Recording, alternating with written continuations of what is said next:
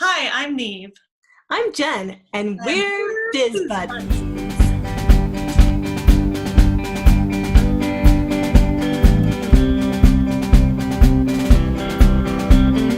You're perfect now. Hello everyone, and welcome to Biz Buddies. Today we have a fun topic, um, which is learning. It is a fun topic. It's something we talk about a lot to each other. It is. It is. I think learning is like one whole side of business, because if you're not learning, you can't really grow. But then it's also sort of this thing that you can end up doing too much of. Rabbit So holes. yeah, so I think there's a lot to talk about here. So what, Jen, do you feel like talking about learning? Well, something I was thinking about when we started this was I remember you and I having a conversation somewhere in some group or on some platform about doing your 100 books a year challenge, which I joined you with this year. I'm doing the 100 books a year challenge too. And you were saying that there was this year in your business when everything really changed, and you could trace quite a bit of that back to the reading. And I've noticed this year, I am doing quite a bit of fiction as well as nonfiction, but there have been a few nonfiction books that have really changed how I think about things and what I'm doing now. So I think that's the plus side of it. Yeah, and actually But that's really really true, because like so yeah, in 2015 is when I started doing the 100 books a year challenge. And it was because my brother was doing this challenge called the 50/50 challenge, which is you read 50 books and you watch 50 movies. And I was like, I don't need to watch more movies. I already watched 50 movies at least. So in a year. But I said, okay, well, I'll do 50/50, and it'll be 50 fiction and 50 nonfiction, because at that point I wasn't even reading fiction and I really missed it. And then I knew nonfiction would be good for my business. But there was this danger, and it was that I discovered you cannot read that many nonfiction books and not have it it's like it shakes you out of where you're being small. Like you can't read that much and go and just still do nothing. Like I found anyway, I was like, oh shit, I have to do, all these things that I like, these ideas that I had that I'd never brought to life. It was like, I got so inspired. Like, so some of it is like the actual knowledge, and some of it is just the inspiration of hearing about other people doing these things. And it kind of like, for me, it gave me a really big push to go, okay, I can't hide behind my fears anymore. I got to actually get out here and do some of these things. I think that's great. I have some of the same reaction, but I also notice another tendency in me, which is, for instance, I was really inspired by the Write, Publish, Repeat book that you recommended to me. I got super excited about self-publishing because I have a creative writing degree. I always thought I would write books, real books. I really want to do literary fiction, but I also want to do nonfiction. But I always had this idea of like there being this big space between just the writing, finding an agent, getting a book deal, having it published. Like this sounded like a 2 to 3 year process before which you had to have a perfect book. And just the idea of getting a perfect book to be able to show to a literary agent or anyone who could help me get a literary agent, it just all seemed too much. So I read Write, Publish, Repeat, and I got super excited. And then I read Fiction Unboxed. And then I was like, oh, well, that's pretty amazing. And then I read, let's see, they have a couple, Iterate and Optimize. Mm-hmm. And then I discovered Joanna Penn, and I started reading Joanna Penn's book. So I feel like while I got really excited and energized, I kept feeling like I needed to know more. And I don't need to know anymore. I need to finish a book and self-publish it. Like that's where I'm at now. So I'm trying to make myself not read any more books about how to write and self-publish books, because I feel like what I have in the books I've read is plenty. And it's at this point a procrastination tool for me to feel like I need to know something more. Well, the other thing is, I think sometimes when we're in learning mode, it feels really good. Like, because your brain is like, oh, I can do this, I can do that. So it's like you play with the idea in your mind where it's really easy and the risk is really low and you can imagine it all being perfect. But then when it comes to like actually taking the action, sometimes that's scary. Or it's like, as well, I find if you bring in a lot of information, you start to think that there's a right way to do everything. And so then it's really easy to be like, they didn't tell me which button to press on this one page. And then you get like stuck there. And so I think that there's like this balance between learning and motivation and action. And it's like, if you don't end up taking the actions, it's like you have it, it's like there's like food that you've eaten that hasn't been digested, and then everything gets sort of clogged up and you're like constipated. You're constipated. I'm intellectually constipated right now. But so I'm looking over. Okay, I'm just going to show you guys this. Okay, so this is sort of my, okay, I just showed you my inbox of things I need to go through there. But this is some writing projects up here that I have those stickies on. And one of the books that I read was Writing from the Middle, and it brought up some ideas I had never thought of before. And so I have this triangle there of my new structure that I was doing from Writing from the Middle. I also have a book called, I think it was called Take Off Your Pants, which is about outlining instead of flying by the seat of your pants, because a lot of places talk about pantsers versus outliners. So I took a book that I had totally pantsed, that is during a NaNoWriMo, that needs a lot of work. And I thought, oh, well, that's what I need to do. So I re-outlined it. And I did the work of the outlining, and that felt good. But then I never went and implemented my new outline. And this is still here. You know, this is all really good stuff, notes that I took while I was reading Writing from the Middle, but it requires a lot of work to go back in and do a full rewrite with this in mind. So while I did the work that the book told me to do, I have now to go do the real work of applying that to the novel that I was trying to write. Another thing I've noticed with writing projects, okay, so this is totally aside from like straight up business, but writing projects.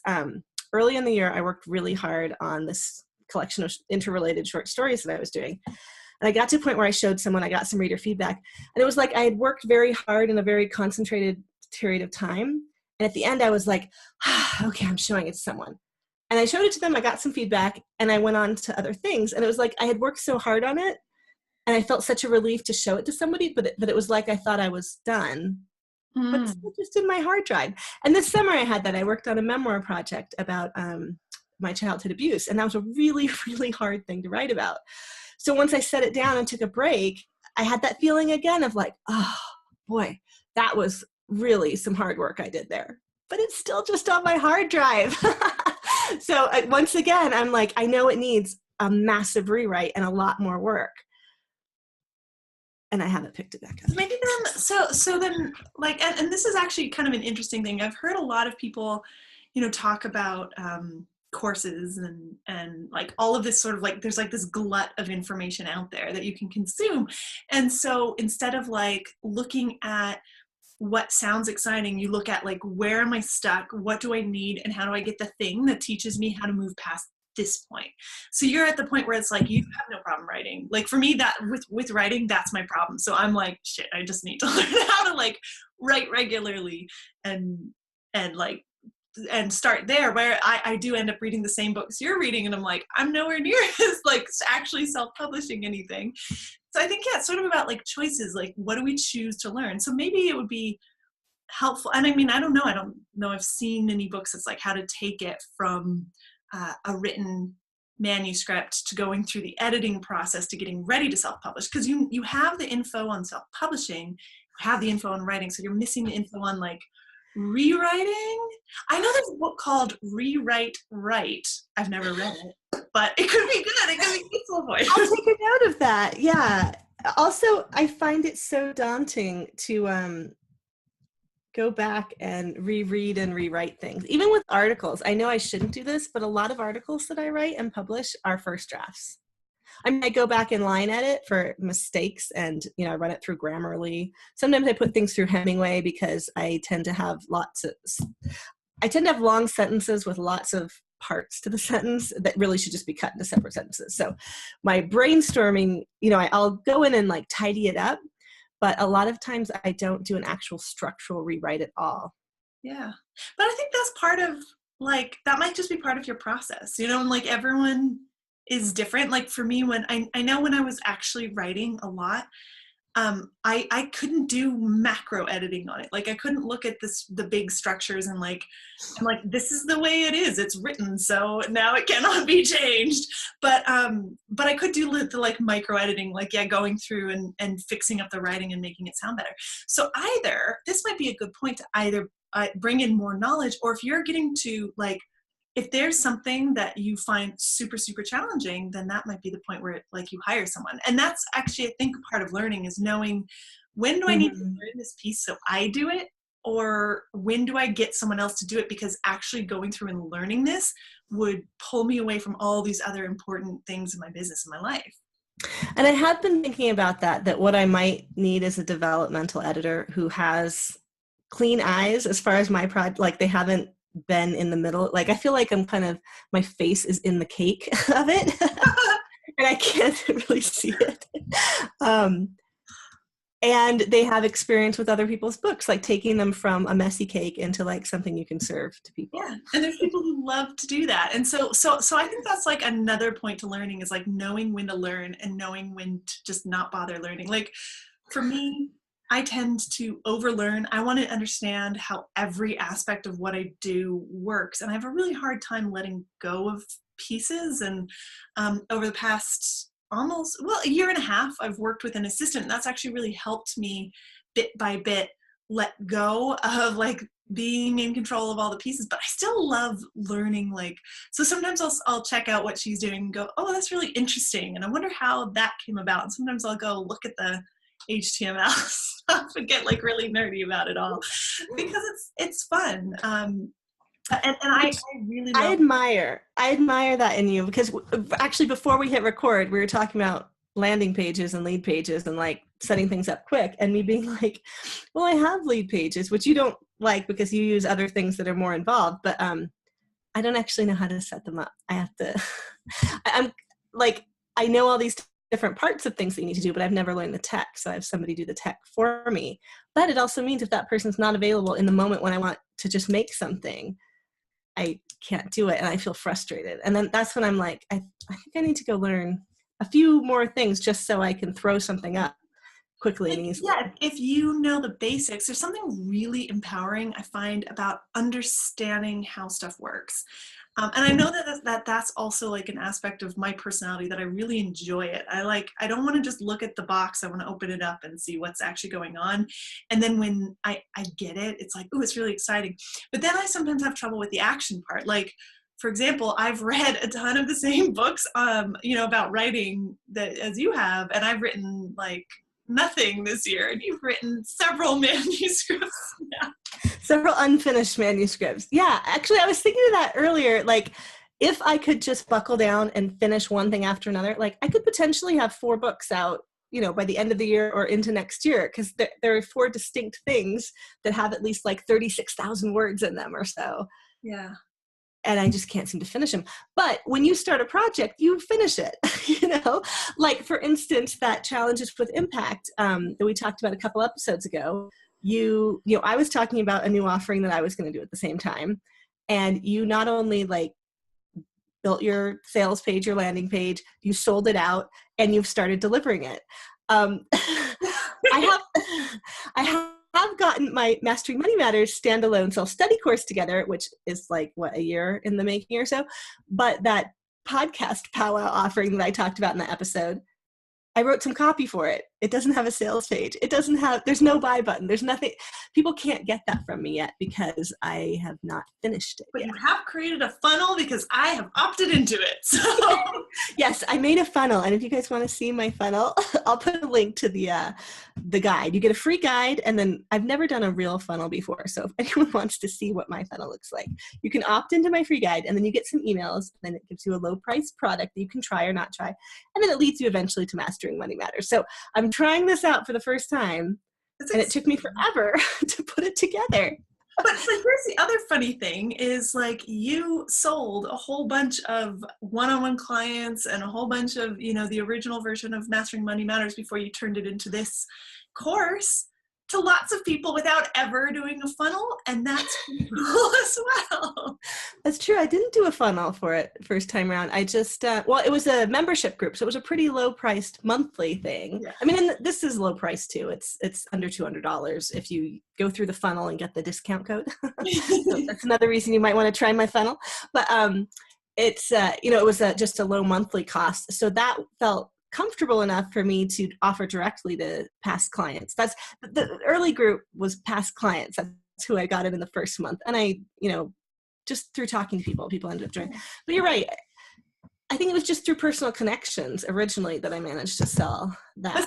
But that's what you're really good at. And like, like you connect really well to people and you have this really good ability to like connect them with like, oh, you need this and this person can help you with that. And sometimes it's you can help them with something. And that's the thing. And so we're totally off learning topic, but no, but it is still about learning what works for you. I mean, like, I think it was our last episode we were talking to about me trying to add affiliate sales into my income because I have a difficulty selling directly, and me realizing that those big competitive launches really don't work for me that well. Like, people don't buy from me. I don't feel great sending the same email 12 other people are sending, even if I adjust it a bit, like all of those things. We're trying things, we're learning about them and seeing what works. And but actually that to me is also part of learning, is like learning what's out there and like what's a fit for you and what's not. I think the difficulty with learning is that so often how stuff is marketed makes you feel like if you don't do this thing, you're going to be unsuccessful, you're going to be a failure. And really that's not true. And it doesn't matter what thing you learn as long as you go and learn something and then apply it. And I think that's where it can be a little bit sticky and a little bit challenging, but sometimes you need to learn a bit about something in order to know that it's not for you. And that's where I find reading is really useful. Like I read the whole, that book Ask by Ryan Levesque. Yeah. Yeah, and I like the concept of surveying people. I really like this, but then you get into his blueprint and his formula, and it just felt so icky and manipulative. And I unsubscribed. I got to the end of that. I subscribed from the funnel. I was like, too much. Yeah, I like the idea. Yeah, no, totally. And you know what? In some of those launches that I tried to participate in, these bigger launches, when I changed the copy, because they give you swipe copy, which is already written for you, and it was things like really hyperbolic language, like hyperboles of like the best, the this, the that, like, and the time sensitivity. I changed all of that and softened it, which probably like diffused their marketing technique, because I didn't want people to think that they would fail if they didn't buy this thing, or that this thing, buying it right now is the absolute time when you have to buy it, because maybe it's not. No, I know. And actually, like, seriously, a lot of the courses that I've bought have been because of some kind of FOMO, which is, fear of missing out, feeling like if I don't buy this now, I'm not going to have it. And then it's like, oh my God, I have like 20 courses that I've never been through, which is humiliating to say. I have a bookmarks folder of courses, and I keep looking at them going, someday I'm going to get through you all. And it does not happen. Yeah. Now, so one of my goals this year is actually to buy no more courses, because I feel that exact thing. I feel like I've invested in some courses that have some really good information in them that I have not used to their fullest advantage. A lot of them I've gotten something out of, like often even just the group, the discussions that go on in either the Facebook group or the Slack group or whatever are helpful, and I can make connections, which is great. But it feels like I have wasted a lot on courses that for one reason or another are difficult for me to get through. Some of them I have struggled even to find the page where I log in, and then when I try to log it, like there's just enough barriers. I know that I do have I ended up making a folder in my bookmarks too for things to read and review at some point. But how often do I get over there? Not that often. I usually need some kind of reminder of something to be like, oh yeah, that's over there. Oh yeah, that Facebook ads course I bought because I didn't want to pay someone $1,500 a month to do Facebook ads for me. I should just learn to do it myself. But you know what happens when I go into the Facebook ads manager? Some tech thing usually stops me, which is why I've had Tara Milo walk me through a bunch of it. So I'm like, it just won't let me do a new audience. How do I make the new audience? Or how do I create it? I want to duplicate it, but have it, I want to change this thing and that thing. Yeah, I don't know. I find it very frustrating. Part of, I think, and I bet, our audience as well has the same kind of problem with like these things that you sometimes buy and you don't always use.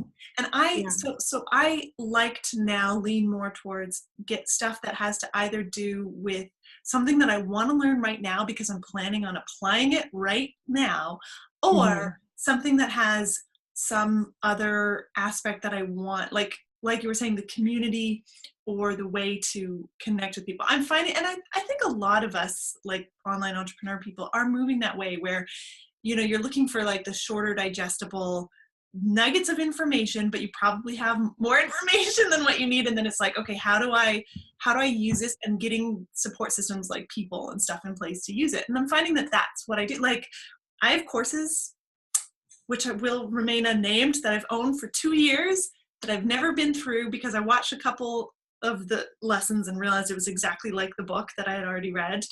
And the book went into a lot more detail, which happens a lot. But then the group has really helped me, and I've met a lot of amazing people through it. And so then it's like, that was totally worth the money, but I found actual course material not so much. Yeah. I also think that if there's an element to it that involves either daily or regular action on my part, and that I get some sort of immediate reward from. So I'm just going to use this to introduce your challenge again, which we've talked about in the past, because one of the things I love about your challenge, one, the challenge is free, so I don't have to pay for it up front, but you know, and you get to try out and see if you'll actually use it before you join a paid group of yours.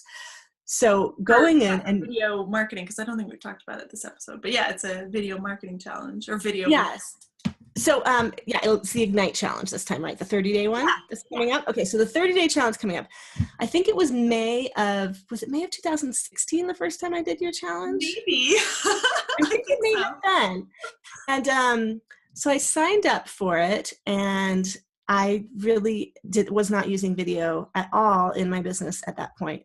For some reason, it just did not occur to me that my face being there was important in any way, you know, or my actual, I used my voice already with the podcast, but I would record video interviews with people, and I would rip the audio and throw the video away, wasting all that content. But when I got into your group, the fact that we were expected to do a video every day and that people would watch each other's and comment on them was awesome. Like just doing it was kind of scary at first. And then I would post it, and then people would comment on it. And everyone was so kind and supportive, even if, you know, at first we didn't know to turn our phones this way, you know, so we were doing these really super skinny ones, and maybe we're holding our phone down here, so you really saw up the nostrils at first. And, you know, like making all these mistakes in a nice private little group where we talked to each other. I found like some immediate personal reinforcement for me to keep doing it day by day. And that was very different. Like, I didn't have to consume a lot of content for it, but I did see an immediate impact as day by day my videos got better. And at the end, you have us watch video 1 and video 29 and see the difference. And I was just like, oh my gosh, I'm so much better. So I just thought I'd throw that out there, that when people can incorporate something that makes you move, that like makes you take action immediately, like that's much more impactful than like, I don't think content is king anymore. Content used to be king. No, I don't think content is king. I think it's like, I think connection is, and how, and it's like, what are you doing with it? So in creating that first challenge, like I really wanted to help people feel comfortable on camera, because like video had been what I used in my business. I had like built an entire income just from like turning up and being just very normal and sort of natural, and not feeling like I had to perform all that much. So what was so interesting to me is, I think as a course creator, and I've created several courses, you want to give your people everything. So you end up almost like info dumping on them, like here's all the information, blah, and then they're like, oh God, I can't process this. And what really surprised me as a creator of a challenge was that so what I would do is I like throughout the Ignite challenge and any challenge, and yes, registration is open if you're listening to this as it comes out. It's starting next week, and that's the 2-year anniversary. It's my 2-year one. Anyway, but yeah, putting it together, what surprised me so much as someone who creates content and creates trainings and education for people was that it's like, it feels like nothing to me. And I mean, not in a bad way, but like, you know, I don't want to belittle anyone, but to me, it's like, oh, I just throw out one tip and one prompt every day. And they're like really small tips, but doing it in that format, instead of just doing the give you everything thing that I think as course creators, we tend to think we need to, but you just give them something small and an action to take. And then it's like, wow, they've got like a change already. And then the next day they build, and the next day they build. And by the end of it, it's like, you've just been dribbling out these little tips that are very easy for you to like give out. And they've had this massive impact on like what they're actually doing. Excuse me, just joke. But I think that really speaks to like what kind of learning helps people. It's not just, it's like the learning and the digestion of the learning. And I think challenges work really, really well for that. Mm-hmm. And also the fact that rather than so many courses that I have will have a video for a lesson that's over an hour. So for me to take either an hour out of my workday when my kids are at school, which means I'm not working or doing anything that's connecting with people or exposing me to possible clients, or, that's a pretty big commitment to take an hour out of the workday, because I only have pretty much between 9 and 2:30 is my range, because with having special needs kids, I want to drop them off, I want to pick them up, I want to talk to their aide because my daughter's nonverbal. I need to know what's going on. So I don't put them on the bus. I want to be there. And that's my choice, I realize, but that's a big chunk to take like an hour and a half out of that, either to watch somebody's webinar live or to go watch a course that I've already paid for. If it's a live webinar, sometimes I'll do it because I want to be there, show my face, interact with the person, and be like, cheering them on, like, yeah, this is awesome. But so if I miss the live webinar, I rarely go back and watch them, because once my kids are home, pretty much every day except for, every single day. Miffy has speech Monday, Tallulah has PT Tuesday, Tallulah has speech Wednesday, Tallulah has speech Thursday, Tallulah has OT Friday. So every day after school, we have a therapy the kids have to get to. After therapy, we have to make dinner. After dinner, we have some playtime. We do baths and bed. And sometimes I go back to work after the kids are asleep, maybe till 10 or something. But usually I have something I want to get done and not like sit and listen to a course. Sometimes I will if the audio is available and I'm driving or I'm walking the dogs or something. But honestly, because I'm doing 100 books a year, I do books instead. I read in those little gaps in between things. So I feel like that's my barrier to getting to some of those courses. Yeah. The content, it's too much. It's too long. It's not easily accessible. I love it when they also have like bullet pointed worksheets, checklists, something quick you can get through. Like if I have a checklist that tells me what to do on YouTube or something, I can be like, oh, I never set up, the way that it's the standard upload procedure. Like, oh, I should set that up and save it real quick. Things like that I can do, like little tips. And during your challenge, your video is usually 2 to 5 minutes long, where you explain, give your tip. It's probably a little longer than that. Okay, maybe a little longer, because often, so you'll introduce the topic, you'll do your version of it. So whatever, if it's, whatever the prompt is, you'll do it too. And then you explain, and then you have a tip. But everyone else's, we're trying to keep them 2 minutes or under. That way we can all watch 2 or 3 throughout the day, comment. And it's such a small time commitment, as opposed to like watching an hour and a half of like how to edit on YouTube, or you know what I mean? Yeah. Those courses are harder to fit into a busy life with lots of moving parts. I was thinking about doing, like, remember at the start of the year, I had this whole plan where I was going to do a course a month. But in the end, I was like, I actually can't do a course a month, 100 books a year, and create anything in my business. So in the end, I decided the course a month had to go. And interestingly, I think it's just because I get more out of 100 books, I think, than I get out of courses. Because if it's a course that like I need to know something straight away, I probably will listen to it. If I'm like, okay, I need to learn this, I've got this course, I'm going to go ahead and go through it. But yeah, I think at some point I might challenge myself to do that. I'm doing my best to buy less courses.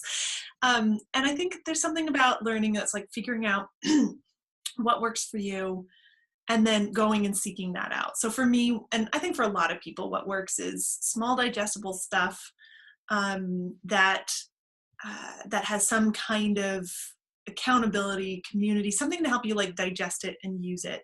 And I think that's what probably the whole industry is leaning towards. That being said, I have some self-study courses, and as do you. So we do our best. Yeah. And well, again, I think when you actually want a specific thing, like when I want to know how to make something on YouTube work that I don't know how to, like I do go into the Lighted Up Video Marketing library and I go find your video about it. And I'm like, oh, that's how you do those end card annotations. Like I never knew how to do those end cards. So I went and looked, like things like that. If there's something specific, I like having a resource area where I can use it. But going through the course at the exact time you're supposed to, I can rarely manage that anymore. Yeah. And even there are some things I'm involved with right now where the calls are at like the most inconvenient time for me. Like right in the midst of all the just kids got home before we go to therapy, like, and I haven't missed every call. And I'm just like, what is the point of being in the live version of this? Every call. At the same time, there are people who are in Australia and in Europe in the same group. So they're trying to make the calls as accommodating as possible. So I have to be honest. I never attend anyone else's live stuff. I show up and deliver mine, but I don't think I ever go on live webinars. I always catch the replay, and sometimes I don't. And I think you'd be more likely to do it if you showed up live, and more likely to get more out of it because of that live feel. But I don't know, like a lot of them, because I'm in Europe, a lot of them happen like after bedtime. But yeah. Well, and I do feel like it kind of depends whose it is. Like, I used to feel like webinars were worthwhile because I did feel like they were delivering content first and selling last. Lately, I've been to some where at the end of it, I'm like, all that was an hour-long advertisement for your course. I know, now I left with like, nothing worthwhile. Here's a 10-minute story about me and then a 50-minute advertisement for the course, and you're like... And that's put me off them, to be honest, because I'm like, if you're not, like, I'm investing an hour of my time. I know you want a lot more investment. You want my money. But if you can't give me something that makes it feel like, if I leave that hour feeling like I didn't get something that was worth an hour of my time, there's no way I'm going to buy the course, But that's a really good point. Like investing time as well is like, I think more and more at a premium. So I think that, just to kind of sum some stuff up, because I think we're probably getting a little long here, but I think that with learning, it's like, one, it's partially about like finding out what works for you. For me, reading seems to be the thing that really works because I really enjoy it. Also, like when Jen and I talk about reading, half the time that's on Audible. Don't feel like you have to just sit there with a book in hand to be reading. But Audible and Kindles. Yeah, Audibles and Kindles are like our go-tos. And so short digestible stuff seems to work, and also digesting, like looking at, okay, how can I get the knowledge that I need, the knowledge that I want, digest it, make it mine, don't have to follow exactly what everyone else is doing, and then go and take some action. And for me, that's why I like reading, because it allows me to be inspired enough to take action. And that kind of learning, I don't know, that's how I see learning. That's what works for me. I love learning. I want to add one more thing. So yes, I think the time it takes to read something does, and also like the state of mind when you're reading, I feel like it sinks me deeper into the learning because I'm not usually multitasking. Sometimes if I'm listening to a book, I might be like doing some kind of data entry or something, or walking a dog. Which I play match 3 games like Candy Crush and listen. Yeah, see, so maybe you're doing something on a very surface level, but there's that deeper level of your mind that's open to it. I feel like the way that courses work for me best is when there's discussion and I am actively engaged in it, either in a Facebook group or on a live call. I have to say, when I'm involved with a course and there are Zoom calls, I want my face on there and I want to be able to talk to people. I want to see everyone who's on there. I'm getting really frustrated lately with Zoom calls for like mastermind groups where you only see the panelist or the teacher, because that does not feel like a mastermind to me. That does not, like, maybe I managed to type some comments in and maybe they address it, but I'm in one right now and that is my frustration. I thought like it's called the mastermind, and I thought I would be really actively involved with the other people in it. And there are several barriers that have kind of kept me out that are making me question my membership, to be honest. I'm just like, am I getting anything out of this? So like I was saying, I either want the content to read that will be transformative for me and help me get to my goal, or I want to be able to talk to the people who know how to do it and have them address my individual concerns. Like my situation, everyone's like, I hate this idea of like, nobody's a special snowflake. We can all apply the same things. You know what? Everybody's life is different. We are all special snowflakes. Everyone's Like snowflake. Everyone. we're absolutely different special snowflakes. Like everyone's time is different. Everyone's day looks different. Everyone's And not to mention, like in the online space, everyone's friends are different. Everyone's algorithms are different based on, like, everyone's internet is different. Oh God, I could go on about that. yeah, so this is why blueprints can be hard, and like just do exactly what I did and everyone loves me, and like I'm in like, okay, you have like lots of really aggressive, ambitious young dudes in your audience. Mine are moms, busy moms with lots of stuff in their plate, like on their plate. Yeah, it is different. So I think being able to actually like discuss it and talk about How the to apply from different specifics. situations. Thinking like the way you explained it there has kind of reminded me of like reading a book versus watching a movie. Like when you're reading a book, you can picture your own scenes, you can create the world inside your head that works for you, and that's why I think people get so much more out of book reading, is like it's so much deeper. And then when you're watching a movie, you're just sitting there like being kind of bombarded. Yeah. and then with a discussion, you're involved in it. So I think if you are going through a course, or if you are doing something self-study, see if you can grab a buddy, someone to go through it together with, to create some accountability, to create some discussion. If you can't discuss it with the course creator, sometimes that's not possible, because look, we're all trying to make leveraged incomes. We can't talk to every student if you're running a kind of standard course. But if you can create some kind of buddy or buddy group to do it with you, that also can really help to elevate the experience and make it go a little deeper, I think. And also create some accountability to get through it, right? Right, totally. And I'm just going to throw out there, even though we have not created this yet, because we are still working on, the early days of this podcast, but we are going to create a buddy group for people who want to be buddies with us and with each other, like who want to form stronger friendships with the people doing similar things. Because I know I've seen a lot of places where people are like, I have no entrepreneurial friends in my real life. There's no one near me that I can talk to about what goes on in life. And even just work from home moms. I was reading an article this morning about the way when you're a mom and you work from home, everyone assumes you can drop anything to take care of the sick kid, to do the appointments, to have the things delivered, to go take care of somebody else's kids, to do the carpool. There's this idea that if you're home, you're not working, and how frustrating that can be too. So I'm just going to throw it out there. We might throw in a link if anyone's interested. You could sign up to get updates in the future. How about that, Niamh? Yeah, that's a good idea. Yeah. And in there, we can talk about learning and books and what people are reading and what courses are or are not working. And again, I have had some courses that have done amazing stuff for me. Like I would not have 2 websites online if I hadn't started B School, honestly. Like that was the first time I was like, oh, I don't even have a website. Like, It's about finding your way through the course and finding your way to digest the information, and picking the right courses, picking the course that's going to help you like with what you want to do right now. Yeah. So you need the information you want, hopefully some connection and some process of like digestion and implementation. Absolutely. We have nailed this. We know exactly, especially since we were waffling and wandering at the beginning. Yeah. So if you enjoyed this episode, please subscribe, rate, and review on iTunes.